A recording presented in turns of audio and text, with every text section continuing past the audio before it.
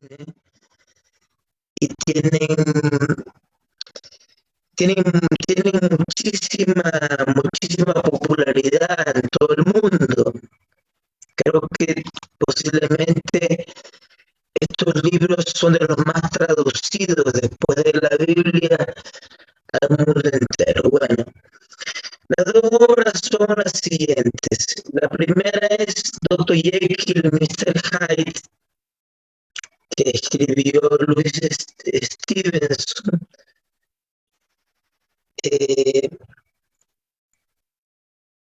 Y la otra es Frankenstein, que escribió una mujer maravillosa, Mary Shelley, que además tuvo que hacer su primera publicación con un seudónimo, porque en esa temporada, cuando ella lo escribió, las mujeres no podían publicar directamente, o sea, era de muy mal gusto, y tuvo que asumir un seudónimo como que fuera hombre para que se pueda leer su primera edición. Sin embargo, fue esta obra la fundadora del cine de ficción que tenemos hoy día, ¿no? Y la literatura de ficción. Brevemente, destaco la parte más importante del argumento de ambas obras para que ustedes entiendan cuál es la metáfora política que quiero utilizar en esta tarde en mi ponencia. Dr. Jekyll y Mr. Hyde se trata de una persona, en este caso el Dr. Jekyll, quien es una persona respetada en Londres y que descubre una fórmula que al tomarla le permite transformarse en otra persona. Al inicio, pues es un procedimiento controlado y saca una especie de personalidad que lleva el Dr. Jekyll, que es un hombre malvado. Eso un poco muestra la dualidad que suele pasar a veces entre los seres humanos, ¿no? A veces nos han vendido en la modernidad de que somos buenos o somos malos. En realidad, todas las personas tenemos algo de bueno y algo de malo, o sea, hay como una especie de lucha interna, ¿no? Un poco a semejanza de lo que plantean las filosofías orientales sobre el yin y el yang, ¿no? Esa lucha interna sobre el bien y el mal dentro de cada persona. Pues bien, sucede que en esta obra de Dr. Jekyll y Mr. Hyde llega un momento dado que el Dr. Jekyll no puede controlar su experimento y Mr. Hyde comienza a apoderarse, digamos, de su personalidad y comienza a ocurrir asesinatos y un sinnúmero de delitos. Entonces no puede controlar, ya la fórmula no es suficiente y esto impide, digamos, que el Dr. Jekyll tenga control sobre la parte negativa de su persona, que es Mr. Hyde.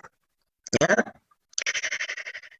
Aquí ustedes ven una forma de mutación, ¿ya? Que en un principio era controlada y luego perdió totalmente el control. Bueno, aquí hay un sinnúmero de interpretaciones. De hecho, tal vez una de las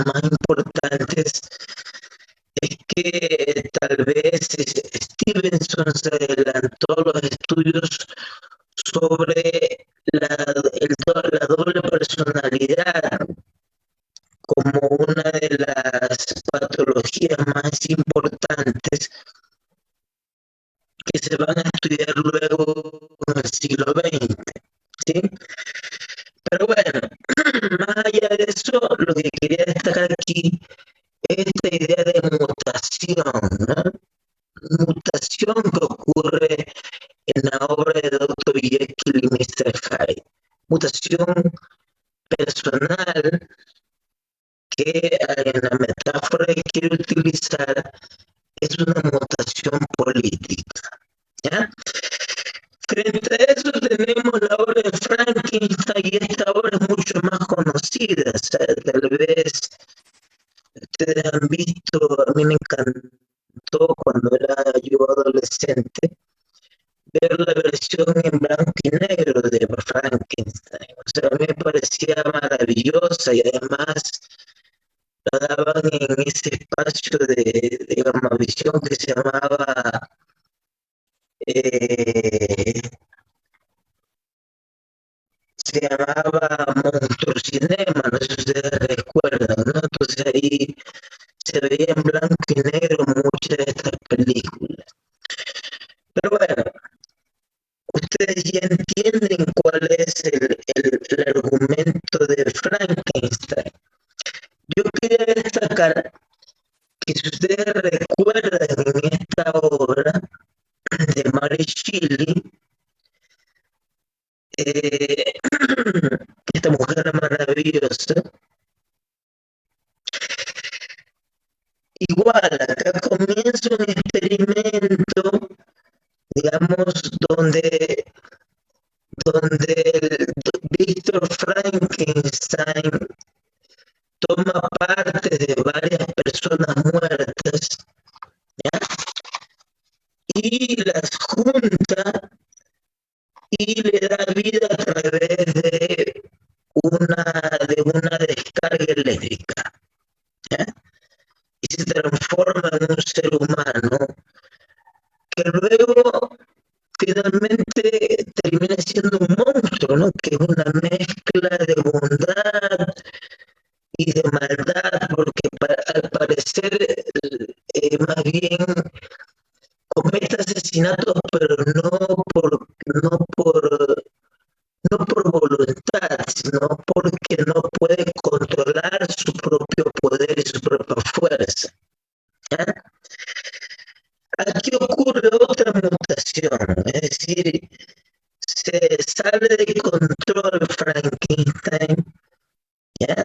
Se descontrola totalmente, ¿ya? Y termina siendo de alguna manera un pegoste de varios ciudadanos muertos que conforman un monstruo, ¿ya? Estas dos obras las quiero utilizar como metáfora por lo siguiente. Me parece a mí que lo que sucede en la institucionalidad ecuatoriana es esta lucha entre una mutación, ¿ya? Donde los dirigentes y los políticos tienen la mejor buena fe, ¿ya? No dudemos que Rafael Correa, que Eloy Alfaro, que García Moreno, inclusive Lenin Moreno o María Paula Romo o cualquiera de los que estoy comentando, tuvieron buena fe al realizar políticas, al decidir cosas en nombre del pueblo, pero luego no pueden controlarlo, ¿no? O sea, sale el lado negativo que saca el poder saca lo peor de la gente, ¿ya? Y se transforman todos en monstruos tarde o temprano. Por eso es que es muy importante, y lo he dicho en algunas conferencias, el principio de alternabilidad del poder, es decir, el poder debe estar lo menos posible en las manos de las personas, porque muestra lo peor, saca lo peor de la gente. Bueno, un elemento que vamos a utilizar para el tema que vamos a hablar ahora. Y luego de la obra de Frankenstein, quería destacar esta idea de cómo en América Latina construimos nosotros nuestras instituciones. Son pegotes, ¿no?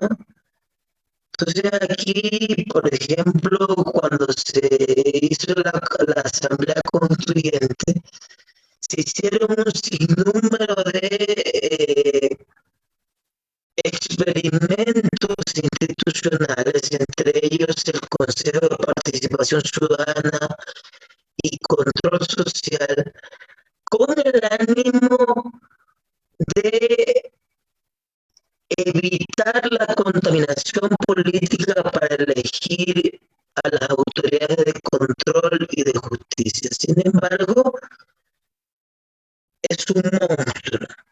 ¿Ya? Igual, o sea, se pensó que el Consejo de Participación era lo mejor del mundo y que lo peor era eso que llamaba Correa la partidocracia, es la elección política de las autoridades. ¿Ya?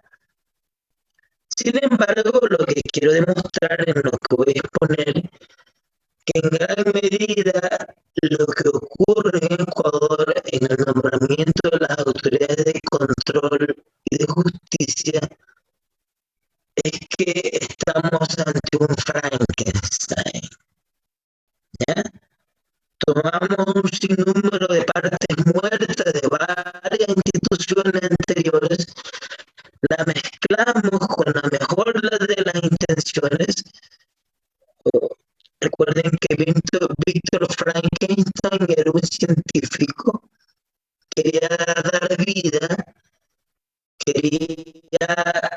tenía una buena fe porque pensaba que si lograba tener éxito, pues podía resucitar a la gente, podía prolongar la vida de las personas, podría realizar trasplantes en personas y salvar muchas vidas. Sin embargo, se transformó en un monstruo. Eso también le pasa a nuestros políticos frente a las instituciones. Pero bueno, estas dos metáforas que yo les estoy planteando es lo que quiero utilizar para comentarles qué le pasó a nuestra Corte de Lujo, a la Corte Constitucional Ecuatoriana. Todo el mundo dice que, bueno, no todo el mundo, pero algunos compañeros decían es la Corte de Lujo. De hecho, yo soy de las personas que cuando se eligió esa Corte dije hay bastantes esperanzas de que esta Corte sea interesante, porque tiene personas de una gran carrera académica. La mayoría de ellos pues no tiene cuestionamientos específicos de su probidad, algunos no tienen ni siquiera pasado político, ¿no? Entonces, había una esperanza, digamos, ciudadana de que esta Corte de Lujo, sin duda la mejor Corte que hemos tenido, ¿no? Pero no porque sea la mejor, sino porque tampoco hay con qué comparar, ¿ya? Hay muy poco con qué comparar en la Corte de Lujo que se formó. Pero a lo que se apostó en esta época en la que se discutió esto de la Corte de Lujo, se apostó por una meritocracia de una democracia de toga. Es decir, de que en el ánimo aristotélico, que eso tiene más de 2000 años, en el modelo de Aristóteles, pues sean los mejores, los que tienen las mayores capacidades, decía Aristóteles, y los filósofos sean los que hagan la política. ¿Ya? Entonces, eso es todo un debate doctrinal que quiero resumirlo, digamos, en algunas ideas que quiero compartir con ustedes. Bueno, la primera idea es que a la Corte Constitucional le ocurrió una mutación política. ¿Ya? Es decir, la Corte de Lujo recibió una mutación política tanto porque quienes lo conformaron, ¿ya? Dejaron salir al Mr. Hyde que vivía dentro de ellos cuando tuvieron el poder, ¿ya? Tanto porque cuando se creó la Corte Constitucional resultó ser un pegoste de instituciones muertas, ¿ya? Como lo quiero demostrar ahora. Entonces he dividido mi intervención en tres partes.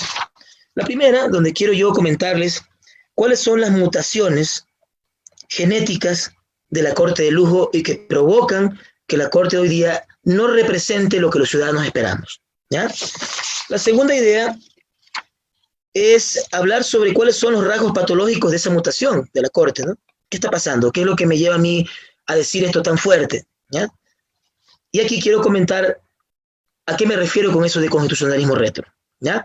Y la tercera parte, pues, quiero esbozar algunas conclusiones. O sea, ¿qué hay que hacer para tener finalmente una Corte que represente los intereses de los ciudadanos? ¿Ya?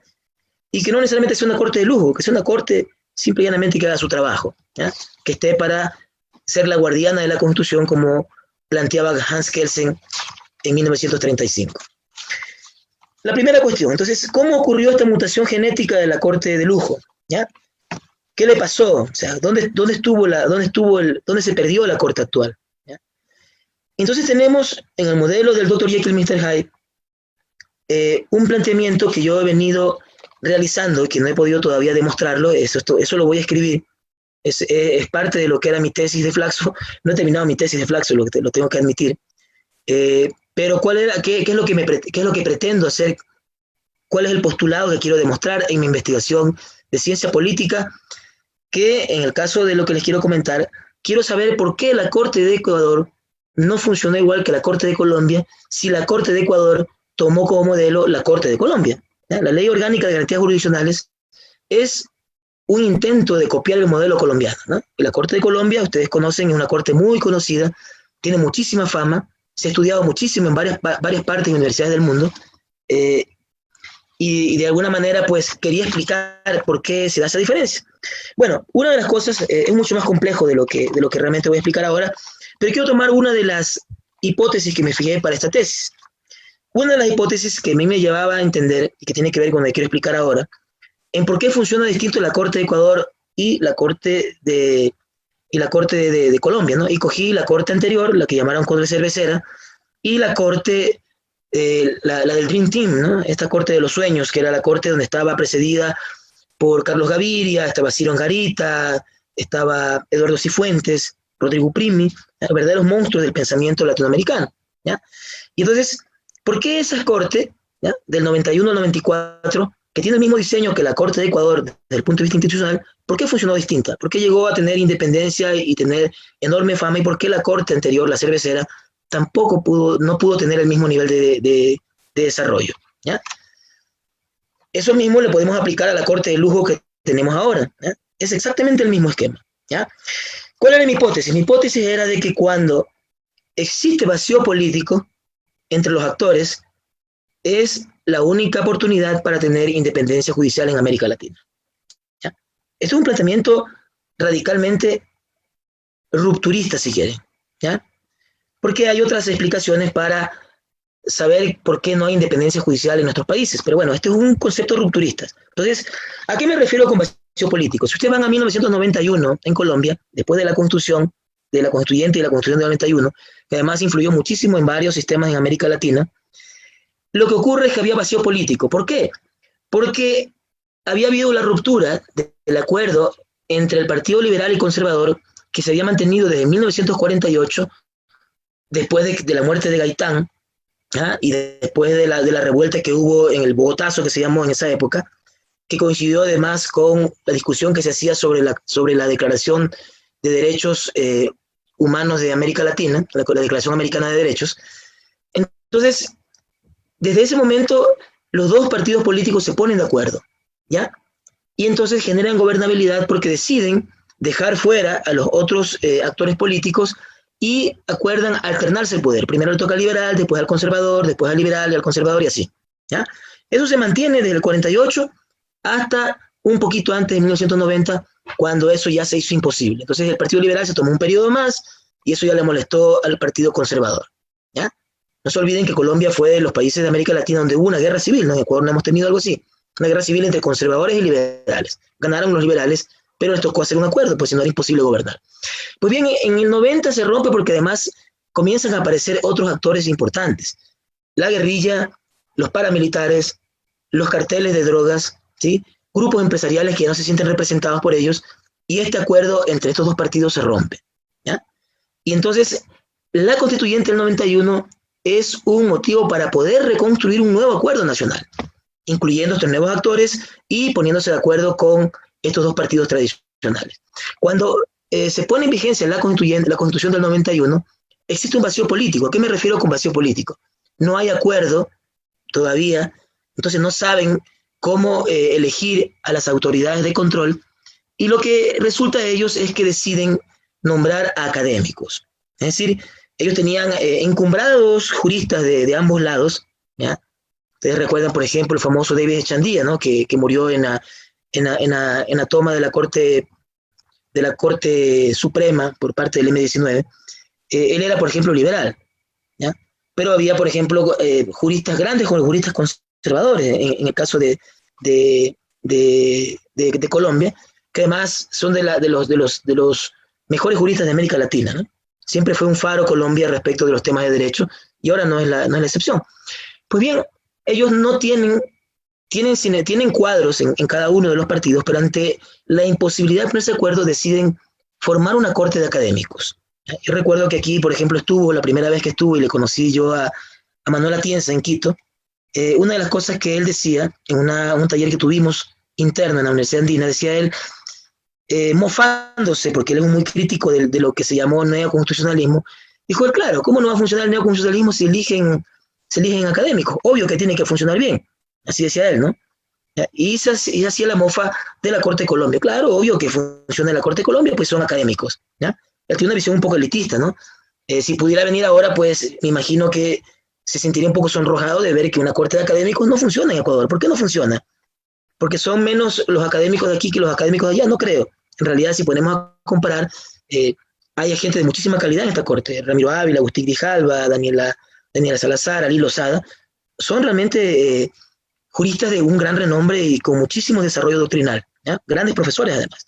Pues bien, lo que pasó en Colombia, en mi criterio, es que hubo vacío político, ¿ya? En el caso de Ecuador, en la Corte Cervecera y en esta Corte, no hay vacío político. Los actores políticos tienen acuerdos. En el caso de Ecuador, acuerdos bajo la mesa, porque aquí no hay acuerdos programáticos como la cohabitación francesa, ¿no? Que después de la Constitución del 88, de la Quinta República, pues hay un acuerdo programático entre los partidos. Por eso ustedes ven que allá, si bien es cierto, discuten sobre temas muy elevados, los socialistas con el Partido Conservador y con los nacionalistas, sin embargo hay acuerdos mínimos, que se llama gobernabilidad, hay un acuerdo de cohabitación, ¿ya? Eso no tenemos en América Latina, no tenemos en Ecuador, ¿ya? Lo más cercano tal vez en América Latina es lo que pasa en Chile, lo que llaman la concertación, que se dio después de la caída y la renuncia de Pinochet, ¿ya?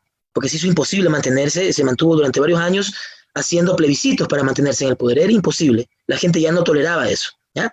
Entonces ese acuerdo después se llamó la concertación, que de hecho uno de los problemas de la crisis de Chile es que esa concertación se rompió, ¿ya?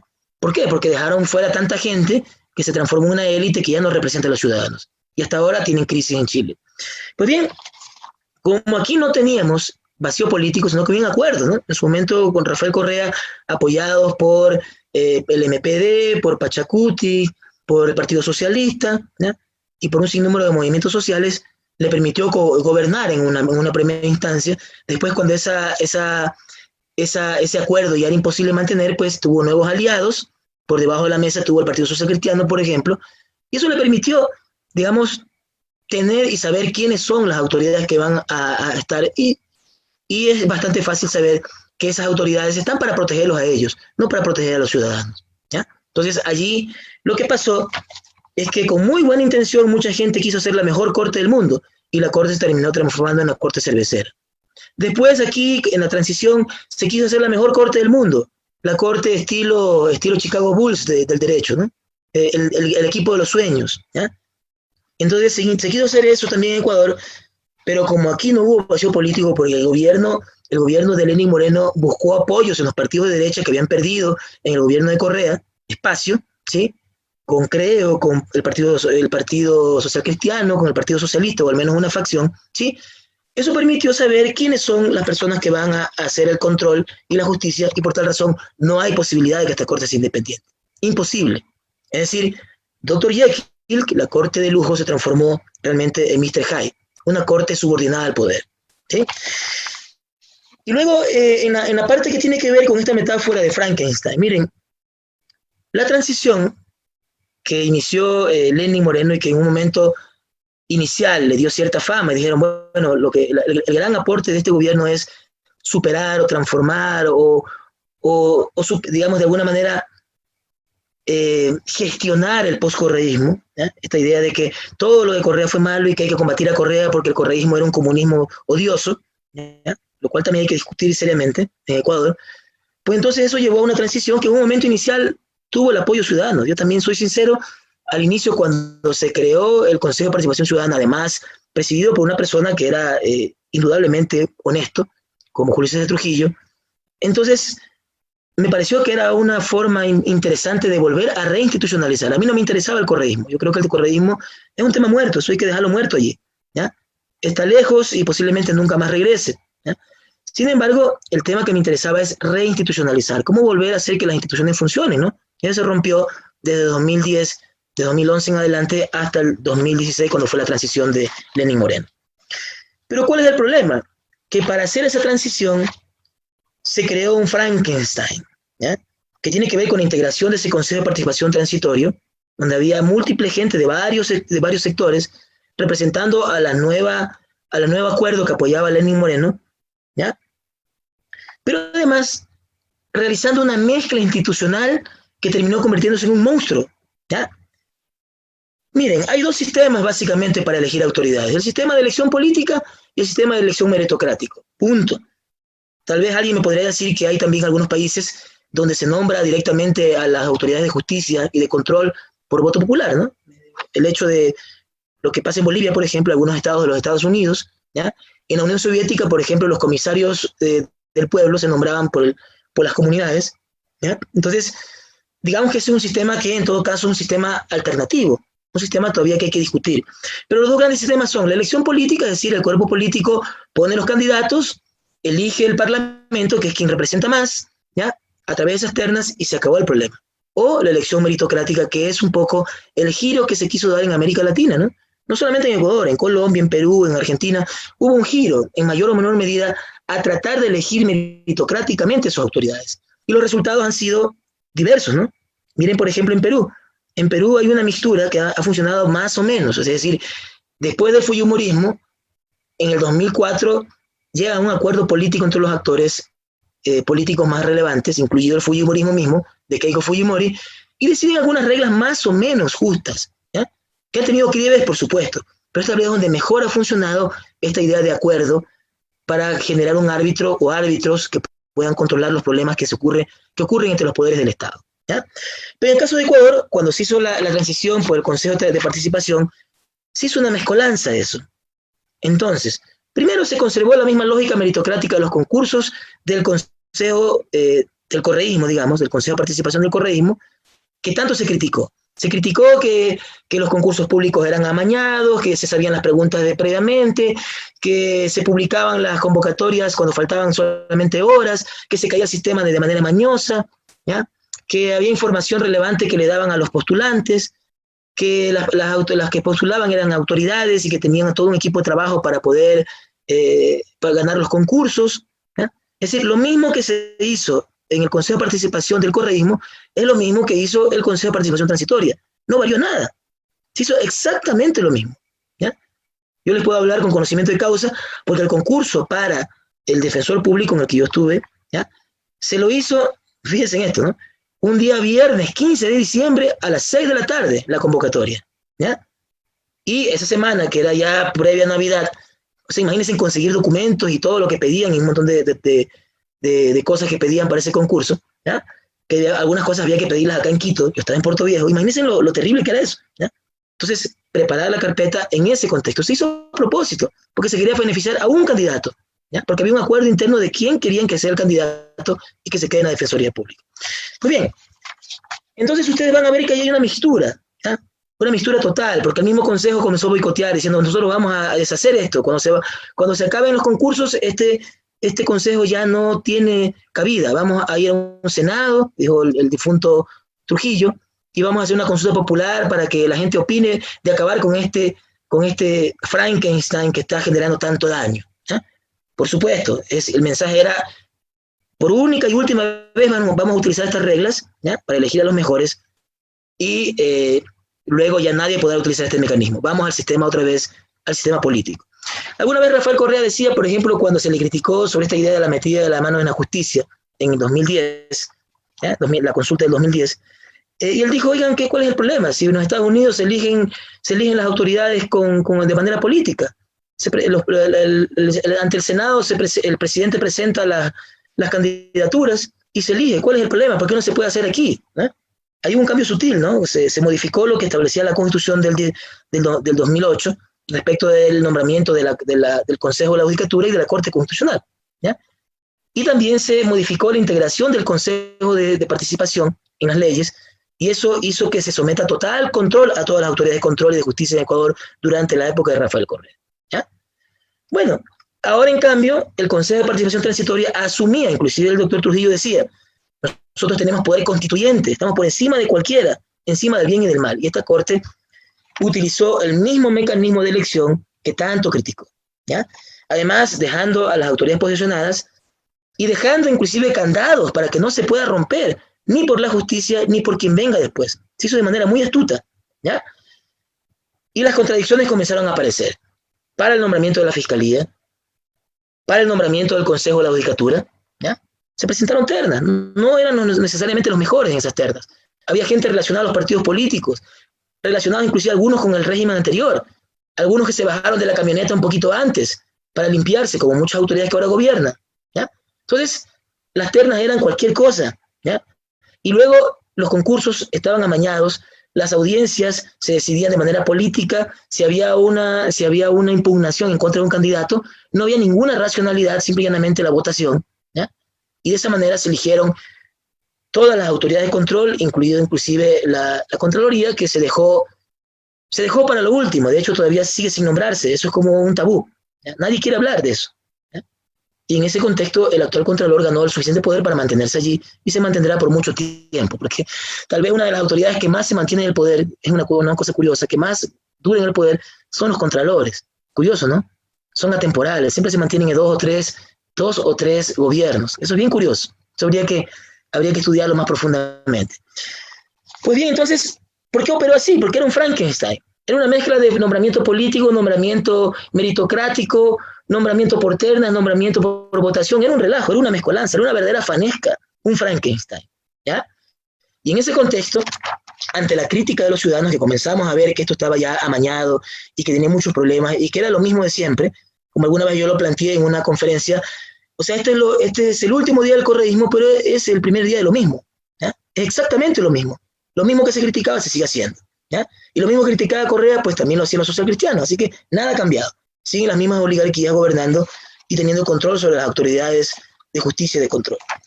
Pues bien, en ese contexto se eligió a la Corte Constitucional. ¿Y cuál fue el rol político que jugó la Corte Constitucional y por qué se la denominó de lujo? Ante las críticas y ante toda la problemática, el mismo doctor Trujillo, yo lo tengo inclusive grabado, ¿ya?, en algunas intervenciones públicas, dijo él, nosotros vamos a darle la mejor corte de la historia, ¿ya? ¿Para qué? ¿Cuál era el rol de ese nombramiento? Evitar que se critique a todas las autoridades de control ya electas, ¿ya?, al Consejo de la Judicatura, a la Fiscalía y todas las autoridades que se habían nombrado, ¿ya? Entonces, nombrar una corte aceptable, ¿ya?, una corte meritocrática, entonces era la posibilidad de cerrar la transición con una apariencia de que todo está bien, ¿ya?, para poder legitimar al gobierno actual y legitimar una transición que en mi criterio fue una transición fracasada, porque no recuperamos las instituciones. Más bien, se degradaron más, y la crisis que vivimos ahora, ¿no?, que tuvo un pico alto en octubre de 2019, y también durante esta gestión fracasada del coronavirus, es un resultado concreto de este Frankenstein. Este Frankenstein no quiere hacer daño, ¿ya? Hace daño por torpeza, porque no puede controlar su fuerza, ¿ya?, porque hay desgobierno, porque porque quien gobierna ahora en realidad tiene por detrás poderes reales que le dicen lo que tiene que hacer, ¿ya? Y la Corte Constitucional tampoco es ajena a eso. ¿Cómo se logra eso? ¿Cómo se logra ese control de la Corte? Porque se nombró como presidente de la Corte al doctor Salgado, una persona muy respetada, que además, yo lo he dicho varias veces, de alguna manera me inspiró en un inicio a estudiar Derecho Constitucional, es un gran maestro. Sin embargo, ha demostrado que él es el canal directo con el Ejecutivo. ¿Ya? Aprovechan de su temor reverencial sobre el resto de jueces, algunos jóvenes sin experiencia política, nadie se le puede oponer a su palabra, y de alguna manera, pues, de manera influyente les digo, ha habido muchos problemas internamente para poder encontrar acuerdos. Hay disidencias, pero la idea es que no se quiere mostrar esa disidencia, porque este Frankenstein de alguna manera ha tenido un problema grave y ha generado bastantes problemas. Pues bien, entonces ocurrió una mutación política en la Corte Constitucional porque genéticamente, ¿ya? Porque genéticamente tenía este problema. Es decir, por un lado la clase política mutó a pesar de la buena fe, cuando asumió el poder real para hacer exactamente lo mismo que hace cualquier político de América Latina. Y al mismo tiempo, esta mutación, esta forma de juntar todas las mezcolanzas institucionales, creó un monstruo que luego le denominaron Corte de Lujo. Paso a la segunda parte. ¿Cuáles son los rasgos patológicos de este constitucionalismo retro? Quiero hacer un paréntesis aquí. ¿A qué me refiero yo con constitucionalismo retro? Ustedes recordarán, ustedes sabrán lo que se denomina la moda retro, ¿ya? Hay discotecas retro, hay ropa retro, hay música retro, hay modas retro, ¿no? Entonces, por ejemplo, si ustedes van a una discoteca donde se escucha mucha música de los años 80, eso nosotros, nuestra generación, los que tenemos ahora entre 30 y 50 años, consideramos que es la música retro. Entonces ahí se escucha ahí Michael Jackson, se escucha los Monkees, se escucha toda la música disco de esa época, ¿ya? Nuestros hijos, por ejemplo, como los más jóvenes tal vez, los que están entre 20 y 30 años tal vez, lo retro para ellos es el grunge, por ejemplo, Nirvana, ¿ya? Y para nuestros papás, lo retro, en cambio, es mucho más atrás todavía. ABBA, qué sé yo, Enrique Guzmán, ¿ya? Eso es lo retro, lo antiguo. Pero lo que quería yo destacar aquí es que siempre nosotros los ciudadanos, en todas las sociedades, tenemos nosotros una añoranza por lo retro. ¿Por qué se da esto? ¿Cuál es la explicación? Y eso lo explica uno de los pensadores más importantes de los últimos tiempos, Byung-Chul Han, que es un coreano que estudió en la Universidad Libre de Berlín y que escribe sobre un montón de cosas que me gustaría mencionar. Pero dice él que posiblemente es una forma que tenemos los ciudadanos de hoy de poder soportar la enorme soledad que enfrentamos los ciudadanos del siglo XXI. ¿Ya? Es decir, ese retrotraerse a lo retro, de recordar lo anterior como algo bueno, es lo que nos permite sobrevivir en una sociedad tan egoísta como la que vivimos ahora, ¿no? Una sociedad que, por cierto, después del coronavirus, lastimosamente, posiblemente sea más egoísta. ¿Ya?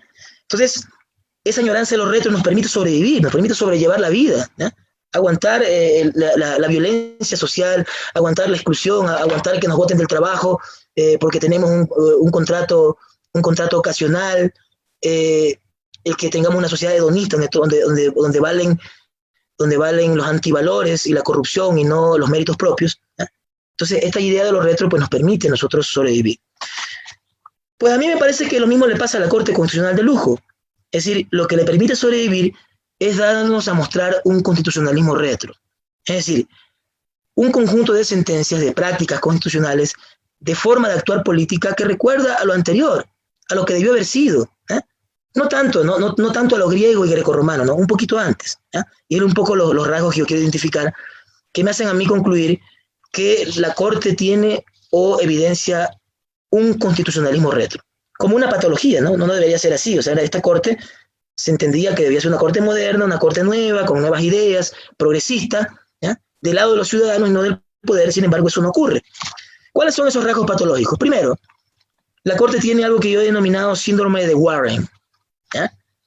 Ustedes me imagino que habrán escuchado de la famosa Corte Warren de los años 50, 60, ¿no? Esta famosa Corte de los Estados Unidos que permitió desarrollar los derechos sociales que no están presentes todavía formalmente en la Constitución de los Estados Unidos, ¿no? la Constitución de los Estados Unidos tiene 24 artículos, ¿no? Pero esta Corte, a través de su interpretación, permitió el desarrollo de los derechos sociales, el derecho a la educación, la salud, la libertad del uso del cuerpo por las mujeres en el caso de Roe vs. Wade, por ejemplo, ¿ya? Board Education, Brown, bueno, un sinnúmero de estándares que no solamente se aplican en Estados Unidos, sino son realmente civilizatorios en el mundo entero, ¿ya?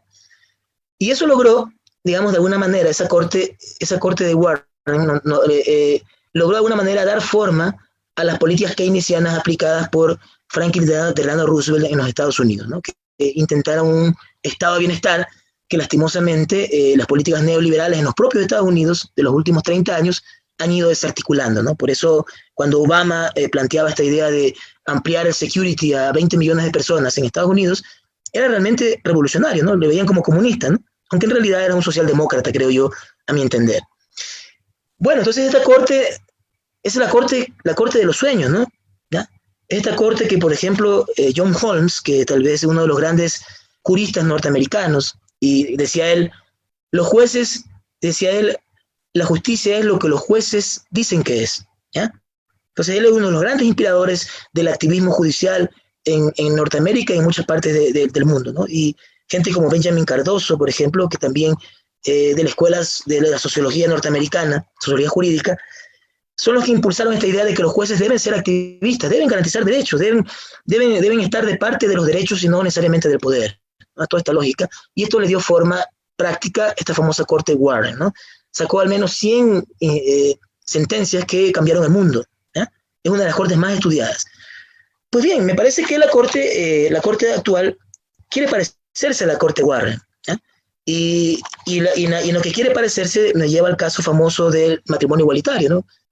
Esta sentencia que me parece a mí es la sentencia paradigmática y la más importante de la Corte Constitucional, que generó tantos debates, llevando incluso al propio presidente de la Corte a cometer un exabrupto y decir en los medios públicos, además poner en su propio voto salvado, lo cual me parece absurdo, poner de que quienes votaban por esta sentencia son los enterradores de la Constitución, ¿no? Mostrando un poco su conservadurismo y su falta de caballerosidad, me parece a mí. Me parece que uno para escribir algo jurídico no necesariamente tiene que insultar al otro, ¿no? Esto no tenía sentido, ¿no? Esto muestra un poco estos criollismos que tienen nuestros jueces en Ecuador y nuestras autoridades. Pues bien, esta idea pues me da a entender que la corte de esta corte llamada de lujo intenta legitimarse con este tipo de sentencias, sin embargo no ha tenido la posibilidad de sacar otro tipo de sentencias parecidas. Vi, por ejemplo, una sentencia sobre la violencia obstétrica, me pareció interesante, ¿ya?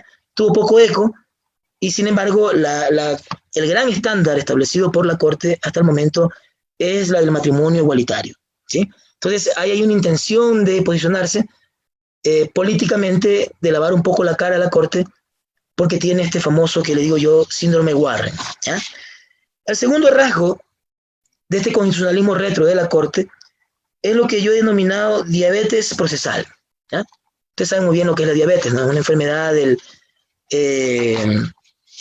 una enfermedad del páncreas, no se produce una hormona, y eso impide controlar la cantidad de azúcar en la sangre, ¿no? Entonces eso genera un montón de problemas sistémicos, ¿no? Que van desde la idea, desde el hecho que no se puede curar una herida, hasta desfases en el comportamiento, en el metabolismo de las personas. Bueno, hay un montón de problemas que ustedes posiblemente conocerán. Bueno, yo tengo en mi familia diabéticos por ambos lados. Posiblemente yo ya soy o algún rato seré diabético, espero que no. Me parece una enfermedad bastante penosa, ¿no? Pero que sin embargo se puede llevar, ¿no? A pesar de que hay diferentes niveles de diabetes.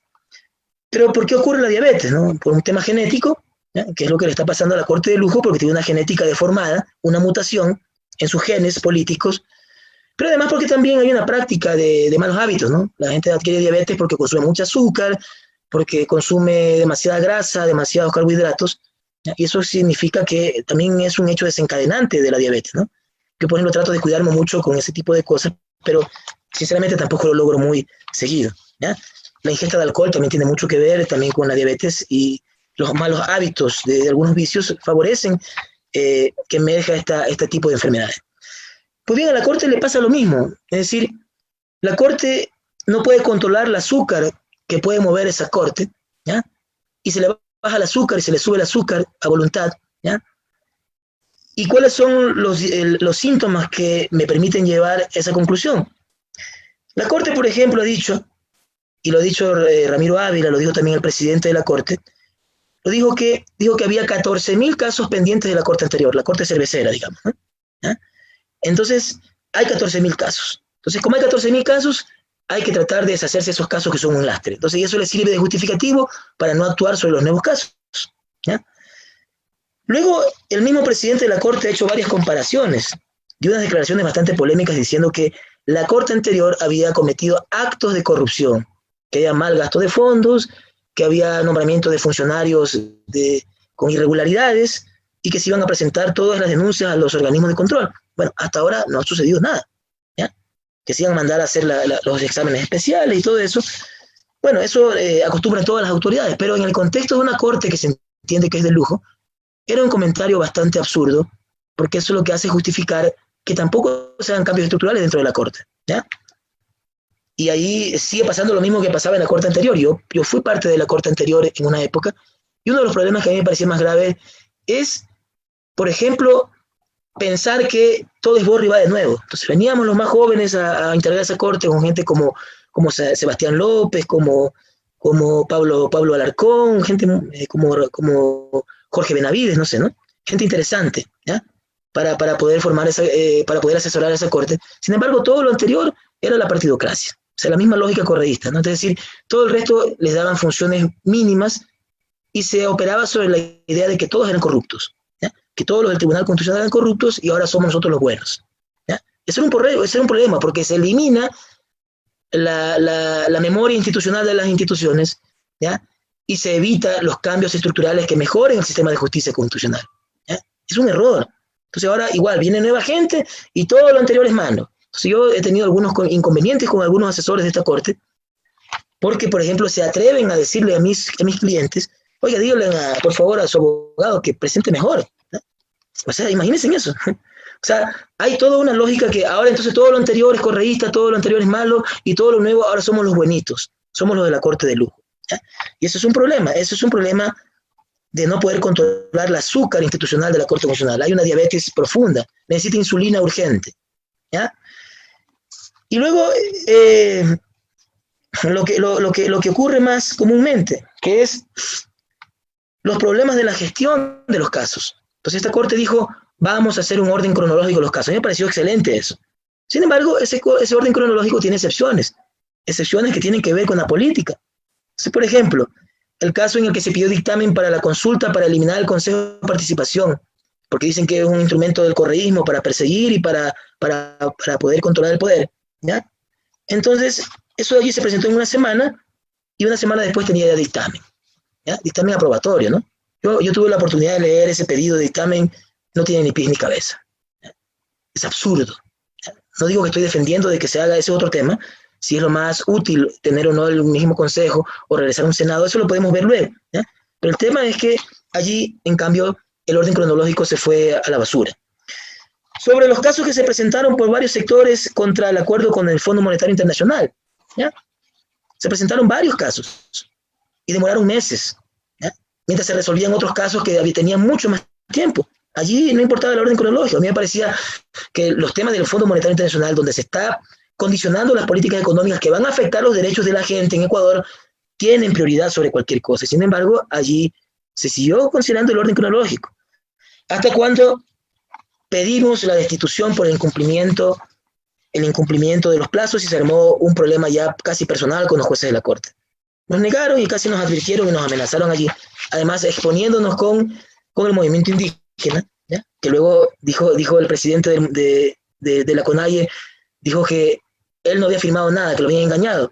¿No? Yo le recuerdo a él que él firmó esa demanda con nosotros, con Acción Jurídica Popular, lo firmó, ¿ya? En una rueda de prensa con los medios de comunicación. Salvo que hubiese estado drogado, como dice que estaba Lucio Gutiérrez, no creo que haya explicación para que él diga que le obligaron a que utilizaran su firma. Bueno, en todo caso, pues yo siempre me he comprometido y tengo un compromiso con el movimiento indígena, no necesariamente con él. ¿Ya? Me parece que hay algunas cosas que diferenciar. Pero en todo caso, aquí no se respetó el orden cronológico. Aquí no valió. Pero bueno, la cosa más grave que está ocurriendo en este modelo de gestión de la nueva Corte que me parece que genera un problema de baja de peso por la diabetes institucional que sufre, son los criterios para admisión de casos. Eso sí es un desastre. Se niega todo, sin ningún tipo de motivación. ¿Eh? Si tanto se criticaba la Corte Cervecera, que decían que en un párrafo de 5 líneas negaba, ¿no? Que era cierto, ¿no? Entonces ya se cumplió el artículo 567 del reglamento, negado. No se cumplió el artículo 567, aceptado. Entonces, eso por supuesto permitía que hubiera una discrecionalidad enorme que daba muchas dudas sobre la honorabilidad de ese sistema, ¿sí? Para seleccionar los casos. ¿Ya? Eso no solamente le ocurría a la Corte anterior, le ocurre a todas las cortes, a los tribunales, de toda la historia republicana, eso no es nuevo. ¿Ya? Ojo, no es solamente la Corte Cervecera. ¿Ya? Cuando las reglas benefician a unos, sirven, cuando no benefician a otros, no sirven. Pero bueno, en todo caso quiero decir cuáles son esos criterios, ¿no? Los nuevos autos de admisión de la Corte de Lujo son igual de inmotivados, no dicen nada. Por supuesto, no tienen 5 líneas, tienen 2 hojas. Y medio hace un esfuerzo de medio argumentar y tienen otra forma, que se parecen más a los autos de admisión de la Corte de Colombia, ¿no? Les recuerdo que esos autos de Colombia sí son motivados y son autos que tienen más de 8 hojas, porque establecieron previamente cuáles son los criterios de admisión de las acciones de tutela extraordinaria. ¿Ya? De hecho, les recuerdo que la acción de tutela extraordinaria en Colombia es una creación jurisprudencial, ¿ya? No está en la ley.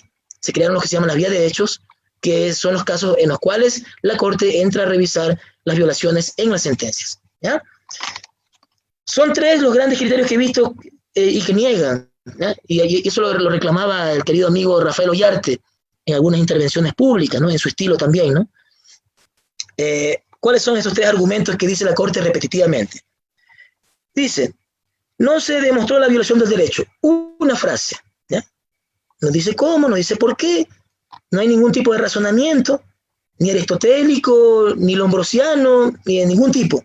¿Ya? Simple y llanamente dice, no se ha demostrado la violación del derecho, y con ese lugar común, negado. ¿Por qué? Porque quieren evitar que entren nuevos casos que dicen ellos les impedirían liberarse de ese lastre de los 14.000 casos pendientes. ¿Ya? Dicen también que la acción extraordinaria de protección no es un poder correctivo de la justicia. Eso es un tema grave. De acuerdo, hay una cosa por discutir allí. Yo creo que parte de la naturaleza de la acción extraordinaria de protección, y así se concibió en Colombia, es porque es un poder correctivo de la justicia. Excepcional y extraordinario, sí, por supuesto. No puede convertirse en casación, no puede convertirse en una tercera instancia, pero las violaciones que se dan en la sentencia o en los actos finales que ponen fin a un proceso, ¿ya? Y deciden lo principal, ¿sí? Significa que cuando una acción extraordinaria de protección falla a favor de esa violación de derechos, es un poder correctivo de la justicia, es sentido común. ¿Ya? Por supuesto, hay algunas visiones, alguna vez conversábamos con Ramiro Ávila decía él que él piensa que la naturaleza de la Corte debe ser más parecida a la Corte de los Estados Unidos, a la Corte Suprema de los Estados Unidos, ¿no? ¿Ya? Pero hay una naturaleza institucionalmente distinta de la Corte de Ecuador. En la Corte de Estados Unidos es una corte de cierre de precedentes, selecciona sus procesos a través de criterios y eso lo que hace es hacer un precedente para el mundo entero y para su país, ya que es fuente del derecho. ¿Ya? En el caso de Ecuador, en cambio, es una corte de sustanciación, es decir, de resolución de casos, y también una corte de cierre, porque también aquí puede seleccionar casos para hacer jurisprudencia, que ha sido muy poco utilizado. Creo que no hay más de 10 precedentes jurisprudenciales. De hecho, yo fui el coautor, digamos, del protocolo que todavía se sigue utilizando, entiendo, para seleccionar la sentencia jurisprudencial obligatoria. ¿Ya? Pero aquí otra vez opera este tema del Frankenstein, ¿no? Es decir, aquí la Corte de Ecuador es corte de sustanciación, corte de precedentes, corte de control político, porque sigue manteniendo otras competencias de control político, por ejemplo, resolver conflicto de competencias constitucionales entre instituciones, y como 30 competencias políticas que nunca utiliza. Es un Frankenstein otra vez, no funciona. ¿Ya? Y entonces aquí nos dice pues que no es un poder correctivo, y con eso niegan en una frasecita, no dicen por qué, no dicen, no hay ninguna doctrina, no han dicho nada en sus sentencias, simplemente lo dicen, ¿ya? Como dicen aquí en Quito, de suelto de huesos, ¿no? Y luego dice, el último criterio que se repite bastante, dice es que la acción extraordinaria de protección no sirve para resolver temas de fondo.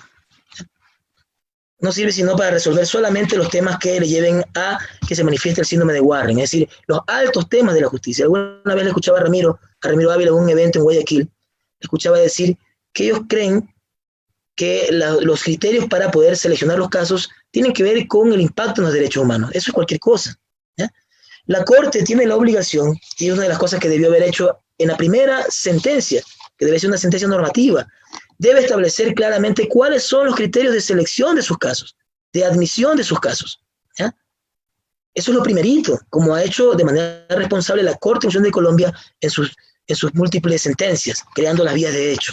En el caso de Ecuador, digamos, eso no ha ocurrido y lastimosamente se sigue haciendo exactamente lo mismo de la Corte Cervecera que tanto se criticó y que tanto queridos amigos ahora en la Corte como Ramiro, como Agustín, criticaron en sus estudios y en sus intervenciones públicas, ¿no? ¿Cuántas veces discutimos con ellos, ¿no? Que era necesario crear estos criterios de admisión para que haya seguridad jurídica, ¿ya? No importa que los casos crezcan un poco más. Hay otras formas para resolver los casos pendientes, ¿ya? Hay algunas experiencias en otros lugares del mundo donde se han hecho procesos ad hoc para poder resolver los casos pendientes, ¿ya? Se puede hacer, si hay voluntad política, ¿ya? Pero sin embargo, la Corte de Lujo lastimosamente tiene diabetes procesal y está bastante afectada. Y lo último que tiene la Corte es adicción cuántica. Eso ya es bastante grave, ¿no? Y digo adicción, ¿no? Entre comillas, porque el término en realidad, el término correcto debería ser dependencia, ¿no? Eso lo dice mi querido amigo Jorge Paladines, ahora estudiante de la Universidad de Bremen, en Alemania. Dice él, no se puede decir adicción, pues eso es discriminatorio, se debe decir dependencia. Pero aquí yo digo adicción, porque en realidad es una dependencia bastante vulgar. ¿Ya? Es una dependencia vulgar al gobierno de Lenín Moreno, ¿sí? Que se evidencia en las actuaciones tanto en octubre de 2019 como en la crisis actual que vivimos por el coronavirus, que tiene ya casi 2 meses y un poco más. ¿Ya? ¿La evidencia dónde está?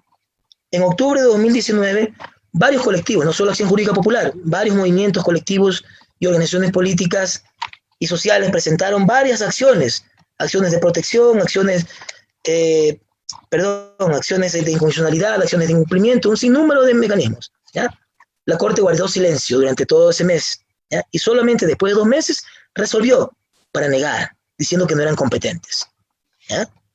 ¿Por qué? Porque no se quería poner en cuestión a quienes les dio la legitimidad política y quien manejó su genética antes de que hubiera la mutación. ¿Ya? Y lo que sucede en abril, ¿no? En abril de este año, ¿no? En marzo y abril de este año, con el tema de la crisis por el coronavirus. Ante el sinnúmero de violaciones de los derechos de los ciudadanos, masivos, en políticas de educación.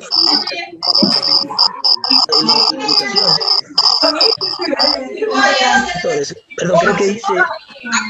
Pues, Pato, abrieron micrófono. Yo. Qué bien abierto.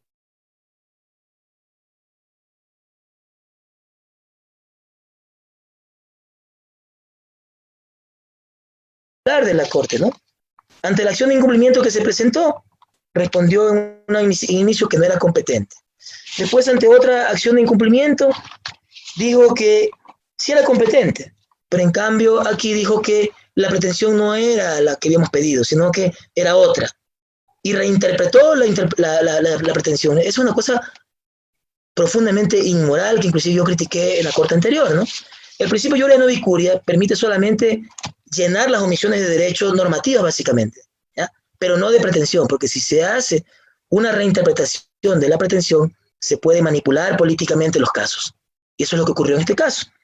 En el intermedio de esas dos acciones, ustedes recordarán esa cartita de amor que nos hizo llegar el presidente de la Corte Constitucional, mandándonos a estudiar, que nosotros no sabemos de derecho, que no fuimos sus estudiantes, que además, de alguna manera, deberíamos dedicarnos mejor a coger vituallas para poder ayudar mejor, que eso nos iría mucho mejor.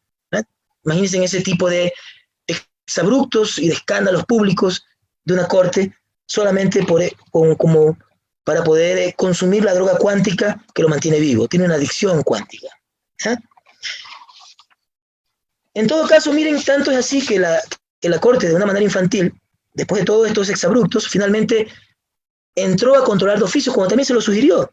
Entró a controlar de oficio y el seguimiento de su propio dictamen. ¿Ya? Y ha pedido información, ahora ha dado más o menos plazo, digamos que ahora más o menos está funcionando, pero el mensaje es, no es porque ustedes me lo piden, sino porque yo lo quiero hacer. Sigue siendo una actitud necia, bastante paranoica y psicopática, provocada por la adicción cuántica que le perjudica a esta Corte en su constitucionalismo retro. ¿Sí? Bueno, la última parte, y con esto quiero concluir, ¿cuáles son las conclusiones? O sea, como decía Vladimir Ilich Ulyanov, Lenin, o sea, no la copia, sino el propio, ¿ya? Decía en su libro, ¿qué hacer? Bueno, ¿qué hacer ahora frente a esto, ¿no? Ya en Ecuador hemos probado de todo, ¿no? Y creo que estamos topando fondo en todo, ¿ya? Aquí hemos probado jueces vitalicios, jueces elegidos políticamente, por meritocracia, por consejo, por intermediación. Bueno, hemos probado casi todos los diseños institucionales posibles y no podemos tener poderes judiciales y de control independientes.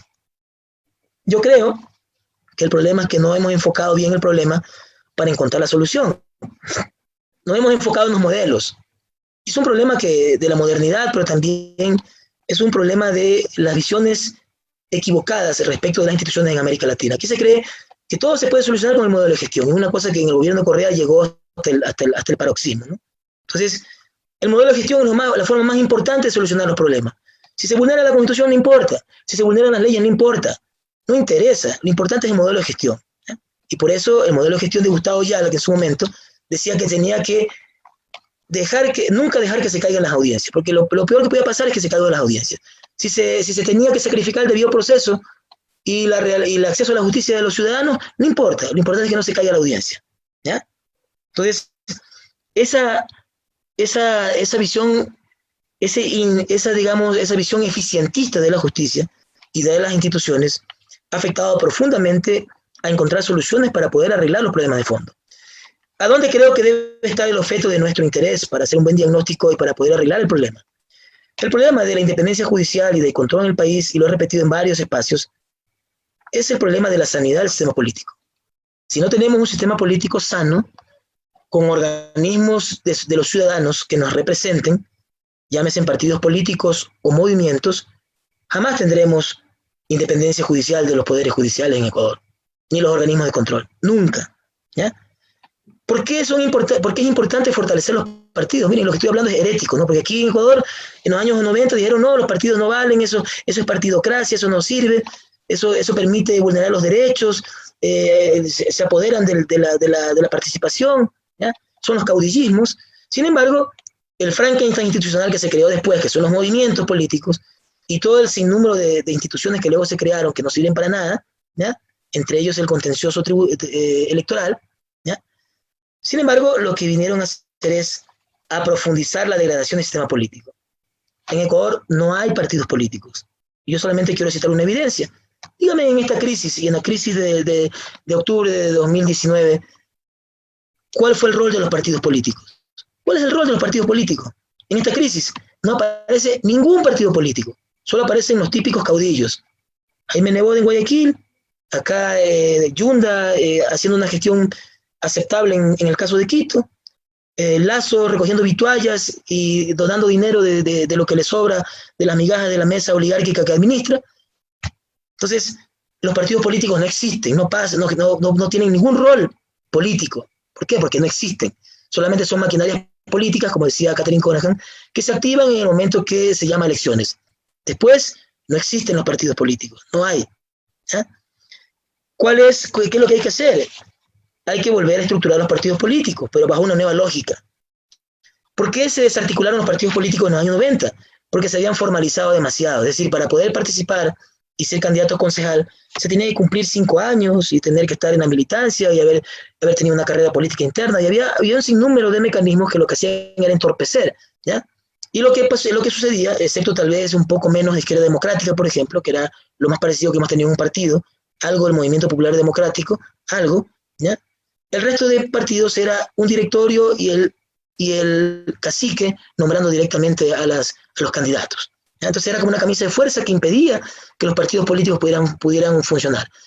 Lo que hay que hacer para poder rescatar a los partidos y sanear el sistema político es tener democracia interna en los partidos. En Colombia, tal vez el país que más ha avanzado, ha funcionado de manera bastante interesante las elecciones preliminares dentro de los partidos políticos. Interesante. El caso de los Estados Unidos ya es toda una tradición. Ustedes no sé si han visto, ¿no? Por ejemplo, hace semanas atrás, finalmente, de manera penosa, Bernie Sanders perdió ya la posibilidad de ser el candidato de los demócratas, ¿no? Porque la misma oficialidad del Partido Demócrata, digamos, más moderada, donde está el mismo Obama y Hillary Clinton, de alguna manera permitieron que sea el otro candidato, el candidato que posiblemente sea el oficial para la presidencia en las elecciones de noviembre. Pues es toda una estrategia, ¿no? Ganándose por estado, y se va acumulando la votación. Bueno, es toda una cosa y una lógica interesantísima. Nosotros tenemos que democratizar los partidos para que esos partidos permitan, de alguna manera, reciclar a los candidatos que van a poder ocupar esos cargos públicos. Por eso funciona en los Estados Unidos, porque hay dos partidos políticos institucionalizados, bien o mal. ¿Ya? Hay críticas que hacer al sistema norteamericano electoral, pero en todo caso hay dos instituciones permanentes, el Partido Demócrata y Republicano.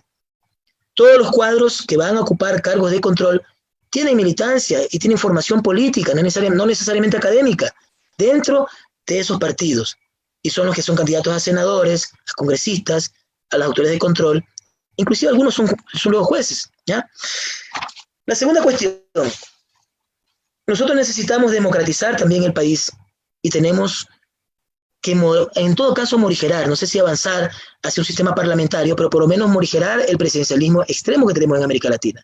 Los países donde más o menos se ha avanzado en eso, en América Latina, han sido Uruguay y Bolivia en los últimos tiempos. Hay sistemas medios semiparlamentarios y ha resultado bastante bien, ¿ya? A pesar de la crisis que ahora vive Bolivia. En Uruguay ha funcionado bastante bien el semiparlamentarismo, ¿ya? ¿Cuál es el problema de Ecuador por el cual no hay independencia judicial? ¿Quién decide el presupuesto? El Ejecutivo. ¿Quién decide la política laboral? Otra vez el Ejecutivo. ¿Ya? ¿Quién decide la política tributaria? Otra vez el Ejecutivo. La política financiera, el Ejecutivo. ¿Qué controles tiene? La Asamblea. Como no hay partidos políticos, otra vez el Ejecutivo. Entonces el Ejecutivo, la manera de poder mantenerlos tranquilos y quietos es repartir una parte de la torta institucional, ¿no? Lastimosamente en los últimos días se ha hecho público, espero que eso se solucione y se investigue por el bien del país, de que algo que se viene diciendo hace varios meses, ¿no? Que los hospitales públicos se les dieron a los asambleístas para mantenerlos quietos. ¿Ya? Sigue siendo otra vez el Ejecutivo, porque es el único que tiene poder de gestión. ¿Qué poder de gestión tiene la Asamblea Nacional? Ninguno. ¿Ya? En los países semiparlamentarios, como por ejemplo Francia, se elige en conjunto, en los poderes del Estado, se eligen los ministros. Los ministros pueden ser tachados por el Parlamento. El Parlamento tiene poderes importantes para la administración de lo público. Decide sobre el presupuesto de manera directa. Y por supuesto, como les digo, tiene realmente partidos políticos y movimientos. En Ecuador no existe. Es decir, en Ecuador tenemos que avanzar hacia el parlamentarismo. Yo creo que es un sistema bicameral sería adecuado, pero de nada va a servir si no tenemos partidos políticos, otra vez. ¿Ya? Es decir, un sistema bicameral significa que tenemos dos instancias, una más especializada que se encarga de cosas más gruesas, por ejemplo, la fiscalización política, por ejemplo, el nombrar a las autoridades de control y de justicia.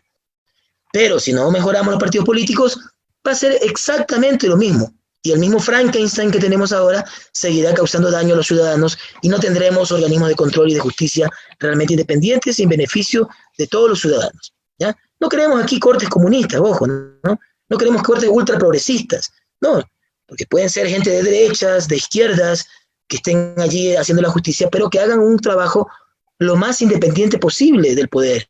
El poder de turno, el poder político y los poderes fácticos. Lo más autónomo posible. No hay corte o juez independiente totalmente en el mundo. Eso es imposible. ¿Ya? Porque somos seres humanos y tenemos debilidades. ¿Ya? Pero sin embargo, debe haber un nivel aceptable de independencia judicial en el país. Y eso no está ocurriendo. Lo tercero que hay que hacer es fortalecer la magistratura. ¿Ya? Una de las cosas que asegura en los Estados Unidos que se elija buenos jueces es que hay una magistratura fortalecida, es decir, hay carrera judicial. ¿Ya? Y los políticos, sean republicanos o sean demócratas, suelen seleccionar de entre esos cuadros de la magistratura a quienes van a presidir la Alta Corte Suprema de los Estados Unidos y los organismos de control. ¿Ya? ¿Qué se garantiza con una persona que tenga carrera judicial? Excelentes capacidades, experiencia, conocimiento profundo de los procedimientos. ¿Ya? En el caso de Ecuador no tenemos una magistratura, una carrera judicial consolidada, ¿ya? Y entonces eso es un despelote, que entonces es el académico o el que más grita, o el que dice que está en tal partido, o el que es el primo de ni sé quién, o es alguien que de repente en una coyuntura política levantó la cabeza y se hizo famoso. Entonces eso integra en nuestros organismos de control, ¿ya? Eso integra en nuestros organismos de justicia, y si no tenemos una magistratura, una carrera judicial consolidada, no va a cambiar las cosas en Ecuador. Una cosa que a mí me parece que hay que, y eso lo planteamos alguna vez cuando trabajaba en la Defensoría Pública, se hizo una agenda de la justicia, hice con el auspicio de Ernesto Pazmiño, que lo veo también por allí, que aprovecho para saludarlo. Se hizo algunas observaciones para generar una independencia judicial. Se solicitó, se proponía, que se volviera al nombramiento corporativo de la Corte Constitucional. El Tribunal Constitucional se nombró de manera corporativa, es decir, se plantean las ternas por corporación. Entonces, los colegios de abogados plantean una terna, las universidades plantean otra terna, los municipios plantean otra terna, y los poderes fácticos normales, perdón, los poderes públicos normales planteaban sus ternas, y luego elegía el Parlamento. ¿Ya? ¿Cuál era el problema? Que no había un tamiz previo. Entonces nosotros sugeríamos allí que se hicieran concursos públicos con una comisión interinstitucional, ¿ya?, que permita más o menos un concurso público interno en cada una de las fuentes. ¿Qué se ganaría con eso? Representación ciudadana en la Corte Constitucional. Gente que venga de la magistratura. Sería increíble, por ejemplo, que el Poder Judicial de su seno pueda elegir de su carrera, con ciertos requisitos, a uno o dos candidatos, a uno o dos uno o dos jueces de la Corte Constitucional. ¿Ah? Sería increíble. Eso podría mejorar, pero igual volvemos al tema común del inicio. Necesitábamos fortalecer el sistema político, los partidos políticos, la responsabilidad política de los actores políticos. No podemos seguir permitiendo que sean simplemente los caudillos quienes hagan la política de este país y dirijan las riendas del país sin ninguna responsabilidad y sin ninguna estructura política de control. Terrible. Eso es lo peor que tenemos en nuestra democracia. Y bueno, y lo último que quería decir, y con esto terminaría, ¿qué mecanismo elegir? Elección política, elección meritocrática, una mixtura, ¿ya? Les reitero, aquí en Ecuador hemos probado de todo, ¿ya? De hecho, nosotros ahora posiblemente vayamos en el corto plazo a una consulta popular donde se nos va a preguntar si queremos que se elimine el Consejo de Participación Ciudadana, porque es un instrumento correísta de persecución y todo eso, ¿ya? No lo sé. En realidad el problema es que nosotros moldeamos las instituciones de acuerdo a cada coyuntura política. Posiblemente había que hacer solamente algunos cambios institucionales para que eso funcione. El modelo inicialmente no era malo. El problema fue, una vez más, que como había una falta de sanidad del sistema político, terminó siendo un solo partido el gobernante, sin control alguno. Entonces, les digo una cosa, la política no es para los sacerdotes, la política es para quien tiene algo de malicia, también, ¿ya? La política es para hacer cambios, la política es para imponer decisiones a los otros también, con liderazgo, con democracia, como quieran, pero también es para eso. Se necesita cierto nivel de malicia, ¿ya? Entonces, no se puede pensar que la elección de las altas autoridades del Estado debe estar desligada de la política. Imposible, ¿ya? En eso tenía razón de alguna manera Rafael Correa cuando decía esto, es decir, si se va a nombrar una corte constitucional o un contralor, tiene que haber la posibilidad de que el aparato político participe, por supuesto, porque la única manera de darle legitimidad democrática, no hay otra, ¿ya? Pero sacarse esa idea de que vamos aristotélicamente a elegir a los mejores estudiantes, los que fueron abanderados en las 3 instancias de educación y que hicieron PhDs en las mejores universidades del mundo, y con eso vamos a integrar la corte, no vamos a tener ningún resultado, ¿ya? Por lo que hemos estado comentando. Lo que vamos a generar en realidad es un Dr. Hyde, ¿ya?, un Mr. Hyde, ¿ya?, y un Frankenstein, ¿ya?, que lo que va a hacer es consolidar un constitucionalismo retro, ¿sí?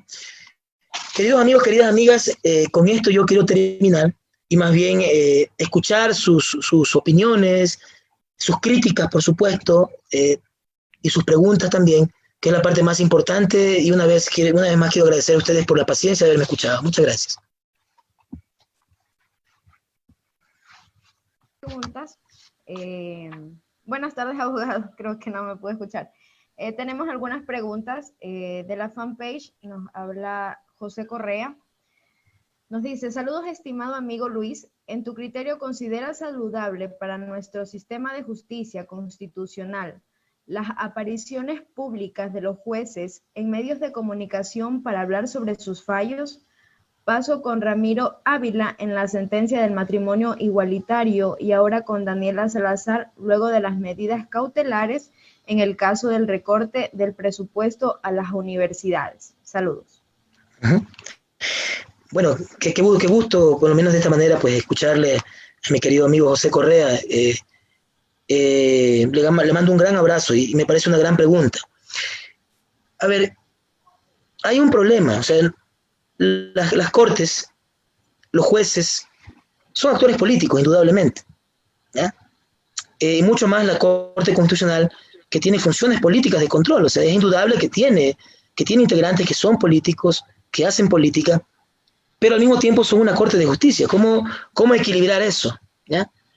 Y justamente el modelo que hemos adoptado en Ecuador, al menos como modelo, al establecer que hay una Corte y que hay un procedimiento que se llama justicia constitucional, ¿ya?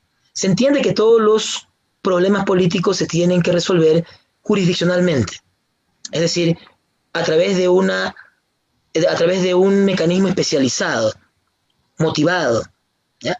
Ese tal vez es uno de los grandes cambios que se ha operado en América Latina y que nació en esa famosa sentencia de Marbury vs. Madison de 1803, ¿no? En Estados Unidos, ¿no? Famosa. El control jurisdiccional de la constitucionalidad, porque la Constitución es también un instrumento político, pero de acuerdo a esta tradición, pues la Constitución también es un documento jurídico.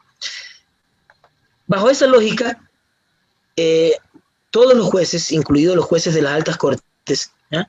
Tienen que evitar intervenir en los medios públicos, ¿ya? Inclusive en las redes sociales, respecto de sus sentencias, ¿no? Hay dos cosas que hay que considerar. Uno, tiene que ser muy cuidadoso respecto de comentar sus casos, inclusive hacerlo previamente, que es mucho más grave, porque estaría adelantando criterio y afectando la imparcialidad en el caso. Y otra, comentándolo también en medios públicos, aun cuando ya hayan sido fallados. Ese es un problema. Es un problema que afecta la majestad de la justicia. La justicia no solo tiene que ser independiente, tiene que parecer independiente, ¿ya? Eso es importante. O sea, no solamente ser, sino parecer independiente. Los jueces también tienen que tener mucho cuidado en cuanto a su intervención en redes por temas personales. No somos perfectos, nos puede pasar algún problema, algún exabrupto, tuvimos algún problema con una expareja o algún problema político, personal, lo que sea. Los jueces deben evitar de llevar esos problemas al ámbito de las redes sociales para que eso no afecte su imagen y su imparcialidad. Una vez más, la justicia no solo tiene que ser, sino que además tiene que parecer. Y hay unos principios de Naciones Unidas, que no me acuerdo cómo se llaman ahora, creo que son las reglas se va el nombre ahora específico. Hay unas reglas particulares de Naciones Unidas que es una especie de código de ética para los jueces, ¿ya? Y allí dice justamente lo que estoy planteando, es decir, no me estoy inventando nada, es decir, hay una referencia normativa para que los jueces eviten actuar respecto de sus casos. ¿Cuál es la excepción? Cuando lo hacen, por ejemplo, con motivos académicos, ¿ya? Y en clase, ¿no? Porque, por ejemplo, si yo comentara, siendo juez, un caso en las redes públicas, como lo estoy haciendo ahora, podría también incurrir en ese problema de parcialización, de parcialidad. Comento dos casos. Uno, el que estaba planteando el querido amigo José Correa, ¿ya? Es el caso de Ramiro, ¿no? Ramiro, por ejemplo, no solamente que hizo expresión pública de estar a favor del matrimonio igualitario, sino que además participó en un proceso de protección, si no me equivoco, en Cuenca, defendiendo una acción de protección por el tema del matrimonio igualitario. ¿Ya? El primer caso no creo que haya problema, porque, ojo, ¿no? Una cosa es que yo haya escrito académicamente, y si ustedes revisan, por ejemplo, cuando se elige un juez en los Estados Unidos, una de las cosas que se hace pública es justamente su opinión sobre los temas polémicos de la sociedad norteamericana. ¿Qué piensa sobre aumentar o disminuir impuestos? ¿Qué piensa sobre el matrimonio igualitario? ¿Qué piensa sobre el aborto? ¿Qué piensa sobre qué sé yo, sobre las células madres, sobre la clonación, bla, bla, bla, ¿ya? Y su vida es pública, ¿no? Es más, hacen unos cuadernillos así, y los ciudadanos conocen quién es esa persona, ¿ya? Y saben que este juez tiene una visión pro aborto, ¿ya? O tiene un enfoque antiaborto, es pro vida, no sé. Entonces, eso no es un problema, eso no afectaría, en mi criterio, la imparcialidad de los jueces, ¿no? Tomando en cuenta además, digo que si tienen una carrera de magistratura, ¿no? Además, ¿no? Donde ellos han tratado esos temas como esos. En cambio, cuando se refiere al caso de la acción de protección que él planteó, ya, lo que había que considerar era si esa acción de protección tenía una relación directa con lo que él iba a decidir, ¿ya?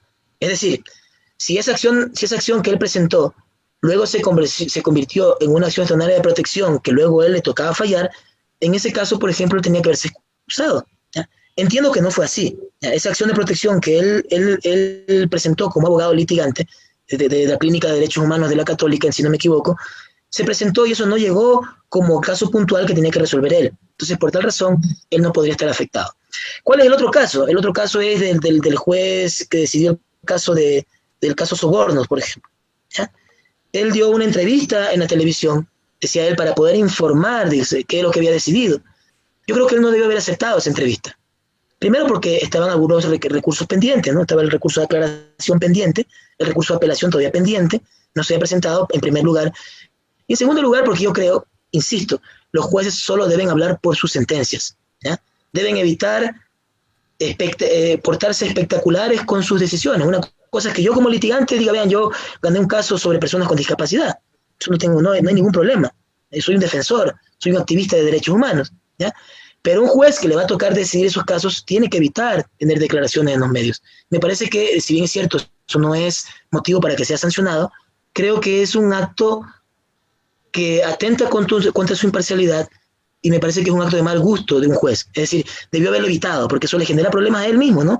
No al proceso, porque a la gente, y ahí los seguidores de Rafael Correa dijeron, hay un problema de independencia judicial, de imparcialidad, y se tomaron de eso para criticar la sentencia. Entonces, disculpen la palabra, pero eso es, como dicen en mi tierra, es dar papaya, innecesariamente. Es decir, debió haber sido más cauto y los jueces tienen que actuar y tienen que hablar solo por sus sentencias, en la medida de lo posible. Listo, doctor. Tenemos otra pregunta por parte de Michael Zambrano. Nos dice, doctor, ¿le parece que es una pantalla de humo aquel pronunciamiento provisional por parte de la Corte en cuanto al tema de recorte presupuestario a las universidades? Puede ser, es muy posible. O sea, me parece que, por un lado, pues se aceptó la medida cautelar, ¿ya? Que en las otras ocasiones que se solicitó, se dijo sin ninguna motivación de que no había ninguna necesidad de medida cautelar. En esta ocasión, pues se aceptó la medida cautelar, ¿ya? Digamos que es un paso, la presión social sirvió de algo, ¿ya? De los movimientos sociales, de las organizaciones políticas, de la opinión pública, ante todo esto que les he comentado que ha afectado de manera grave a la Corte, ¿ya? Digamos que funcionó, eso es importante. Pero ciertamente puede resultar un placebo por dos razones, una cortina de humo, un placebo, como ustedes le quieran ver, por dos razones. Primero, porque todavía no se ha decidido lo de fondo, que es el incumplimiento, que puede traer consecuencias políticas y jurídicas al gobierno nacional. Eso no se ha decidido. Y algo más importante, posiblemente invisibiliza otros problemas estructurales que están afectando por las decisiones, que están afectando a los ciudadanos por las decisiones del gobierno nacional. Por ejemplo, sigue habiendo despidos masivos, ¿no? Hay 170.000 trabajadores privados fuera del Estado, ¿ya? Hay alrededor de más de 100.000 funcionarios públicos fuera del Estado, sin ninguna motivación, mientras se sigue gastando en publicidad, mientras se sigue haciendo negocios petroleros, mientras se paga las deudas, inclusive previamente, ¿ya? Eso es importante, se paga previamente al vencimiento, sin que haya el Estado negociado con los acreedores, que era lo más correcto, y mucho más en un estado de emergencia en que nos hallamos ahora. Entonces, esos problemas estructurales son invisibilizados, digamos, por este placebo. Es decir, todos nos pegamos como moscas a este problema y nos estamos descuidando de lo de fondo. Es decir, en lo de fondo se sigue dando el mismo dinero a los sectores productivos, se sigue permitiendo que en esta crisis sean los bancos y las 3 empresas de alimentos más importantes del país, que además tienen el monopolio de toda la cadena de producción de alimentos, se enriquezcan sin ningún límite, y se hagan reformas neoliberales que en lo que viene van a afectar mucho más la vida de los ecuatorianos. Es decir, es muy posible que eso ocurra y es algo que nosotros como colectivos sociales hemos venido discutiendo, ¿no? La necesidad de no descuidarnos de los problemas estructurales que también son importantes. Es decir, la educación y la salud es importante, por supuesto, pero los problemas estructurales de las políticas neoliberales del gobierno de Lenín Moreno también son importantes y tenemos que podernos oponernos férreamente y con convicción. Listo, doctor, muchas gracias. Le doy paso a mi compañera Génesis, que tiene otras preguntas más por hacerle.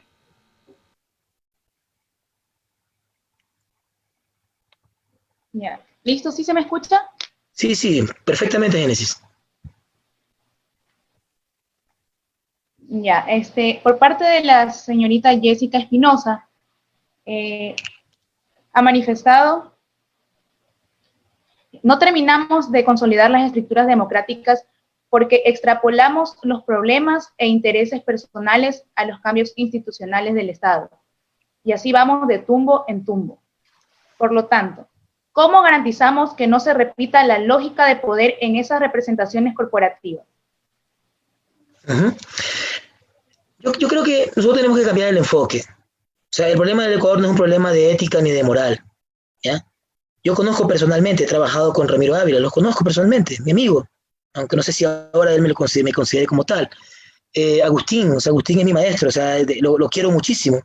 Fue la persona que me llevó a la Universidad Andina, me apoyó, digamos, de alguna manera, lo poco que soy, en gran medida se lo debo a él. O sea, es un gran maestro, un gran amigo, y le conocí, digamos, de una manera súper coyuntural y siempre confió en mí. O sea, indudablemente que son personas éticamente irreprochables, si quiere decir, ¿ya? Pero el problema no es de la moralidad de ellos, el problema es de las estructuras políticas sobre las que ellos les toca moverse, ¿ya? Es decir, volvemos un poco a lo que comentaba ayer en una conferencia sobre cultura constitucional. Es decir, una de las cosas que siempre se dice aquí en Ecuador, que los ecuatorianos somos malos, corruptos, vagos, ¿ya? Entonces sucede que una persona que aquí es borracho, le pega a su mujer, pasa todos los fines de semana jugando indoor, no paga los impuestos, nunca va a trabajar, es un vago, ¿ya? Sucede que cuando se va a Alemania o Francia, apenas se baja del avión, se convierte en otra persona, ¿ya? Entonces, ¿qué es lo que dicen muchos teóricos en Ecuador, inclusive, algunos académicos aquí, ¿no? Dicen, es que allá sí funcionan las leyes, ¿ya? Allá las leyes se cumplen, hay una consecuencia jurídica, o sea, hay una multa. En cambio aquí todo es un chiste, aquí nada funciona. Yo lo que sugería ayer en esa conferencia que hablaba sobre cultura constitucional, yo le decía, hay que cambiar el enfoque, ¿ya? No hay que caer en manos del utilitarismo, pensar que las cosas se cumplen porque hay castigo, ¿ya? En el canonicismo de la política en América Latina, o sea, hay castigo, la gente cumple, ¿no? Esa visión jovesiana del mundo no funciona, ¿ya? ¿Por qué se cumplen las leyes y por qué funcionan las instituciones en otros países? Porque hay una adecuada redistribución de la riqueza primero, porque hay una democracia participativa, porque hay acceso igualitario a oportunidades, ¿ya? Es decir, si yo nazco con un apellido X o Y, no importa, yo tengo la misma oportunidad. Si ustedes van a Dinamarca o van a Noruega, los hijos de la realeza, que son además monarquías constitucionales todavía, estudian en colegios públicos y van en bicicleta a estudiar, por supuesto, con algunos controles de seguridad. No puede ser de otra manera. Pero estudian en un colegio público, ¿ya?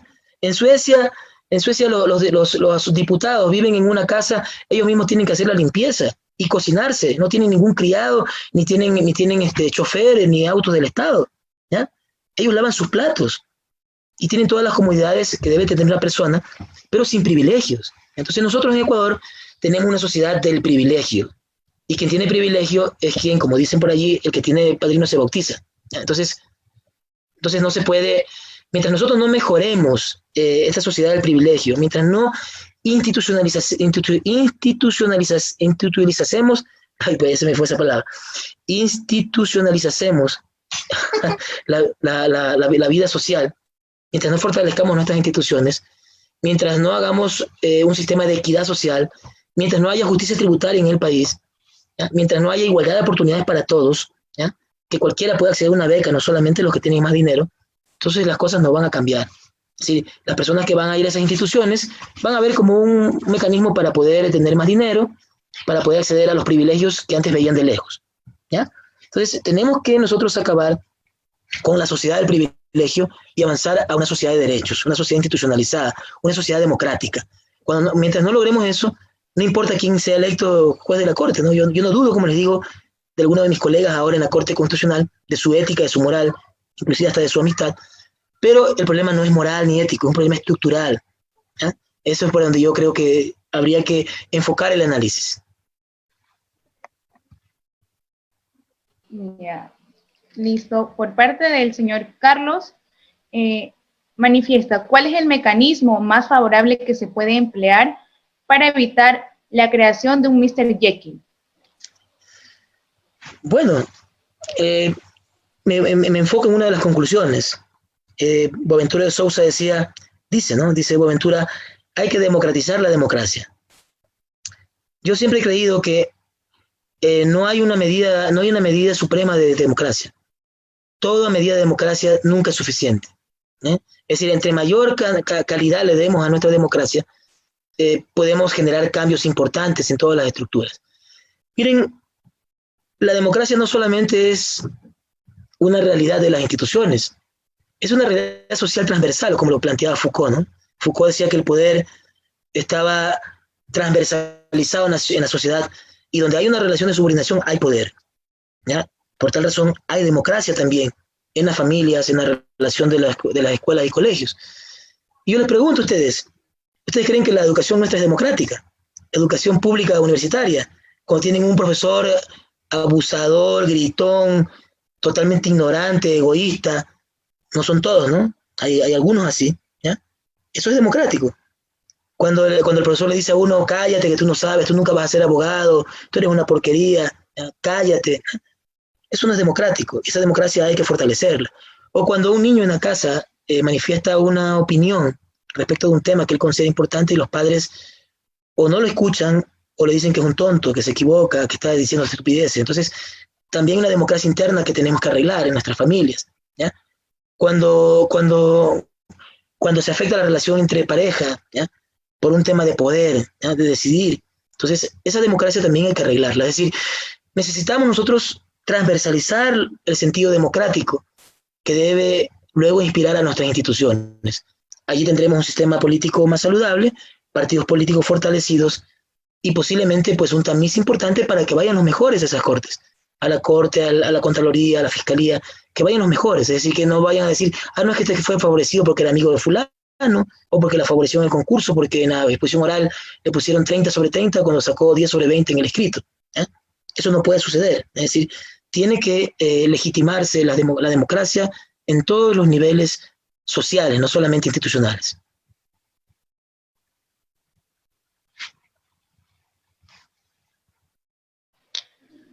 Ya, mediante nuestra fanpage en Facebook, por parte del señor Paul Arévalo, manifiesta, ¿podemos establecer líneas jurisprudenciales de la actual Corte Constitucional? Saludos. Hay una cuestión que yo cuando estaba en la Corte Constitucional tenía una discusión con mis otros compañeros y también con los jueces, ¿no? Yo fui nombrado relator constitucional y mi misión era, digamos, dotar de asesoría al Pleno para que pueda unificar su jurisprudencia. Eso era lo que se me encargó, ¿ya? Finalmente, bueno, la relatoría no sirvió para eso y eso fue un relajo. Yo tuve también algunos conflictos con los jueces, con otros compañeros. Bueno, eso es una cosa que es más largo de contar, ¿ya? Pero entre todo ese problema, uno de mis compañeros asesores dijo, vamos nosotros a hacer, dice, una política, dice, una resolución para las líneas jurisprudenciales, ¿ya? Entonces yo le dije, vea compañero, como dicen aquí en Quito, creo que usted está orinando fuera del pilche, ¿ya? Fuera de la bacenilla, diríamos en la costa, ¿no? Entonces, ¿por qué? Él estaba leyendo, era un académico además muy conocido, ¿ya? Pero yo le digo, compa, te falta aquí una visión política de lo que estás proponiendo, ¿ya? Él estaba leyendo justamente el libro de Diego López Medina, El derecho de los jueces, ¿ya? Y allí había un capítulo que se dedicaba a las líneas jurisprudenciales, teoría que decía él debía aplicarse a las sentencias de la Corte de Colombia, ¿ya? Yo creo, ¿ya? Después de leer el capítulo de ese libro, de que aún en Colombia es prematuro aplicar, digamos, esta lógica de líneas jurisprudenciales como teoría. ¿De dónde viene eso? Viene de la Corte de los Estados Unidos. ¿A qué se refiere esta idea de líneas jurisprudenciales? Se hace un estudio de cuál fue el argumento de las sentencias, ¿ya? Que se tienen ahora como precedentes, y se hace una especie de cronología de la sentencia para saber qué pasó desde el siglo XVIII, ¿no? ¿Ya? Hasta el día de hoy, para saber si el criterio de la Corte Suprema de los Estados Unidos varió, si se mejoró, si se aplica de manera uniforme o no, ¿ya? ¿Para qué se hace eso? Para generar en la Corte Suprema de los Estados Unidos seguridad jurídica y igualdad de las partes, ¿no? Que eso no sucede en Ecuador, ¿no? Aquí un caso que es exactamente igual. Cuando yo pido pantalones negros, me dan camisetas amarillas y al otro le dan calzoncillos rosados, ¿ya? Entonces es totalmente irracional y desigual y totalmente inseguro el sistema de Ecuador. Bueno, esa teoría de los Estados Unidos, de los académicos norteamericanos, López de Medina estudió en Harvard, por cierto. Entonces, se aplica en muchas cortes antiguas en el mundo entero, ¿no? Para saber cómo los criterios van mejorando, se van desviando. ¿Con qué objetivo? Como les digo, de poder unificar y decir, oigan, creo que aquí en esta sentencia número 57 de esta línea se, se, varió se varió el criterio de la Corte y hay que retomar, hay que corregir, hay que sacar una sentencia que dé seguridad a los ciudadanos, que digan por aquí es, ¿ya? Entonces imagínense, si eso yo consideraba y todavía considero que para el caso de Colombia es prematuro, porque la Corte de Colombia es una corte joven desde el 91, mucho menos para una corte en Ecuador establecer líneas jurisprudenciales. ¿Qué sí se puede hacer y qué es lo que sí se debe hacer en Ecuador? Lo que debe hacerse en Ecuador es ordenar la jurisprudencia, que eso es distinto. Y para eso tenemos, en el caso de Ecuador, la facultad de la Corte Constitucional de poder seleccionar sentencias, que es, como les decía yo en mi intervención, es un mecanismo poco utilizado, ¿ya? Debe utilizárselo más, hacer que los ciudadanos participen. En la ley dice que el defensor del pueblo puede pedir, ¿ya? Pero no los ciudadanos. En la reforma que se hizo en este documento que yo les comentaba, yo le amplié a propósito para que los ciudadanos también puedan pedir.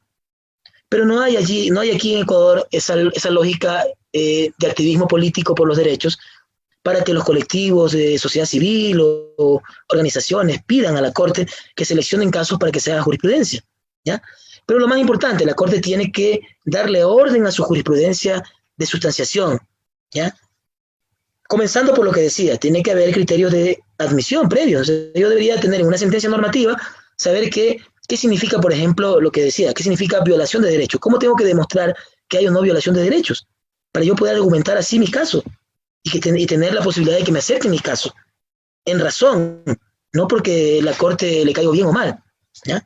Entonces digo, tiene que ordenarse la jurisprudencia. En la Corte anterior se intentó hacer, hay un libro que yo quiero que ustedes revisen si tienen esa duda, se llama Repertorio Constitucional, ¿ya? Que está en las redes, digamos, se puede bajar, y trata de ordenar la jurisprudencia de la Corte, hace un intento de ordenar, con un equipo de trabajo que tuvimos en la relatoría de 20 personas, intentamos más o menos establecer cómo más o menos se organiza el pensamiento de la Corte. Y créanme que ese libro es poco utilizado. A veces la gente me dice, oye, ¿de dónde sacas tú todas esas sentencias que ponen en tus casos? Del repertorio. Lean el repertorio. Por favor, ahí en el repertorio está qué ha dicho la Corte sobre el derecho a la educación, qué ha dicho la Corte sobre la subsidiariedad de las acciones de protección, qué ha dicho la Corte sobre el habeas data y la exhibición de documentos. Ahí está, ¿ya? Que no está totalmente claro, porque ya les digo, las Cortes no han podido ordenar. Sin embargo, ya hay un avance académico, porque en realidad la Corte no tuvo nunca la intención de ordenar su jurisprudencia. Y esta Corte tampoco veo que va por allí, ¿no? La Corte está publicando unos boletines, ¿no? Donde saca allí algunos extractos de sus sentencias, ¿no? En lo que ellos consideran que es más importante. Pero yo creo que eso es un buen producto, pero lo que tiene que haber es una visión de conjunto, para que yo sepa exactamente cómo piensa la Corte sobre tales temas. Y eso, en el caso de Ecuador, todavía no existe. Entonces yo creo que para entrar a hacer líneas de jurisprudencia en Ecuador estamos a 25 años luz, pero para hacer, digamos, para ordenar la jurisprudencia de la Corte sí estamos ahora ante la puerta de poder hacerlo, ¿ya? Creo yo.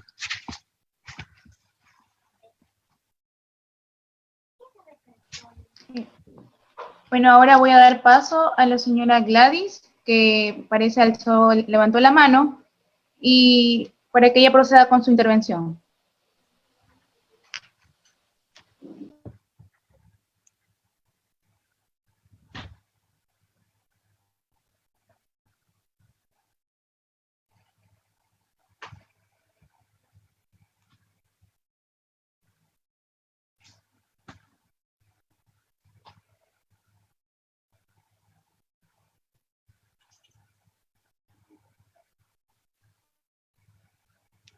Ahí está la señora Gladys, justo.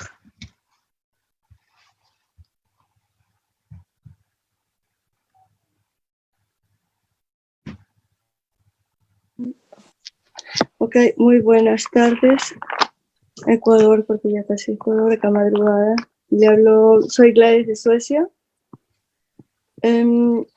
Verá, como yo la veo, soy activista política, defiendo los derechos humanos, vivo en un país donde la democracia funciona y donde todo se le pregunta al ciudadano. Nosotros, por ejemplo, un ejemplo le doy, el año pasado estuvimos en comicios electorales y para llegar a tener, digamos, gobierno, tuvimos que hacer una coalición con otros, ¿no? O partidos. Aquí la democracia funciona, aunque a ellos no les gusta decir que son socialistas, ellos dicen que son democráticos, ¿no? Pero como converso con muchos compañeros que están dentro de parlamentos, que son políticos políticos territoriales de pequeñas comunas, ¿no? Lo que hay que hacer para Ecuador es una reeducación total. ¿Por qué? Primero, está demasiado viciado la visión política. La visión política se tiene que empoderar desde el mismo pueblo. Cuando el pueblo cuando el pueblo sepa sus derechos, todo se va a encajar. Cuando se le pregunta al pueblo, a cualquier ciudadano, ¿en qué artículo te basas tú para defender tus derechos? El ciudadano no lo sabe. ¿Por qué? Porque desde la misma escuela no se lo educa. Se quitó cívica, ¿cómo se puede decir? Una materia que como te ayudaba a que comenzaran a preguntarse, a cuestionarse, ¿por qué de qué cosa? ¿Por qué funciona aquí el socialismo llamado democrático? En Suecia funciona porque se sienta uno de la derecha con uno de la izquierda a conversar sin hacerse añisco, basados en respeto. Yo soy de izquierda, pertenezco al partido de la izquierda, del Venstre, partido conocido acá, y si me tengo que sentar con otro compañero que tiene mis mismas ideas, pero que él pertenece a otro partido, no tengo por qué llegarme a una guerra. Eso, nosotros necesitamos una reeducación y una nueva visión de ver cómo podemos gobernar, cómo se puede gobernar. Las cortes constitucionales hacen lo que les da la gana. No les dan oportunidades a nuevos personajes que puedan hacer mejores cosas. Yo he visto y verdaderamente estudio cada paso de lo que sucede en el país y me duele tantísimo ver cómo se está desmenuzando totalmente en una pandemia que es generalizada en el mundo entero. La tenemos. Nosotros no tenemos confinamiento, por ejemplo. No lo hemos hecho. ¿Por qué? Porque en el instante uno que llegó la Organización Mundial de Salud con el comunicado, se lanzó directamente un comunicado a la semana, esperando ver cómo iba a funcionar, porque obviamente nosotros estamos acá arriba en Escandinavia, Europa está abajo, se infectó talmente Italia, talmente España. El ministro nunca ha salido a dar un comunicado y es la primera vez que nosotros como ciudadanos lo vimos, hablándole al mundo entero y responsabilizándonos a todos, porque esto es responsabilidad de todos para poder sacar al país adelante y también enfrentar esta situación. ¿Por qué no colapsamos nosotros la salud? ¿Por qué? Porque la salud le pertenece al pueblo, porque la educación es gratis. Aquí tú puedes estudiar hasta 70 años, hasta los años que te dé la gana. ¿Por qué? Porque la educación le pertenece al pueblo. Esas son las cosas que tenemos que lograr en Ecuador. Tenemos que lograr que el ciudadano, los jóvenes, se empoderen de sus derechos. Los ciudadanos como pueblo somos los que tenemos el derecho de decisión. No son ellos los gobernantes. No son los gobernantes los que nos tienen que coger como títeres. Nosotros somos pensantes, somos individuos, con conciencia, con pensamiento. Es eso lo que se necesita en el país. Se necesita que el país cambie, se necesita que la gente deje esa tontería de viveza criolla y permitir que abusen del pueblo. O sea, ¿hasta cuándo el país va a soportar este tipo de cosas? ¿Hasta cuándo ustedes, como ecuatorianos que viven allá, van a soportar que les vean la cara? ¿Hasta cuándo? Yo me pregunto, ¿hasta cuándo, compañeros? Porque nosotros, migrantes acá afuera, nosotros tenemos una gigante plataforma que todos los días, ¿saben por qué el mundo giró la cara a ver la situación de Ecuador? Porque los militantes y los activistas de acá afuera grabábamos todos los videos y pasábamos todos los días en varios idiomas, inglés, francés, sueco, para que el mundo comenzara a ver lo que ustedes estaban viviendo.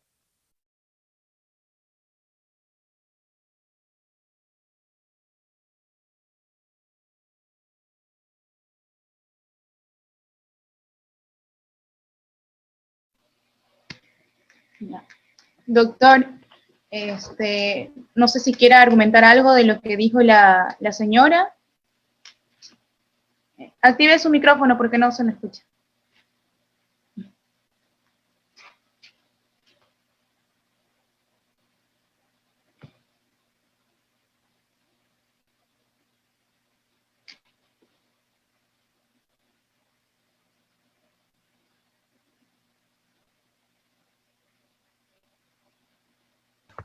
Ya, perfecto, perfecto, ahora sí.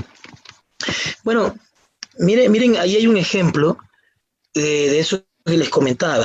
Es decir, donde hay países donde hay un nivel de equidad adecuado, hay mejor educación, mejor institucionalidad.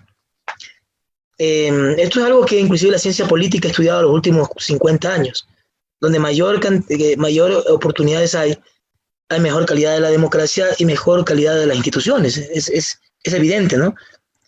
Miren, yo estuve en Suecia durante un mes y medio casi, ¿no? Ahí estudié Derechos Humanos en la Universidad de Lund, que es como la tercera ciudad en Suecia, y pude ver, bueno, no pude ver todo, ¿no? Pero pude asomarme un poquito al sistema sueco. Y es interesante porque cualquier persona tiene derecho a la educación pública.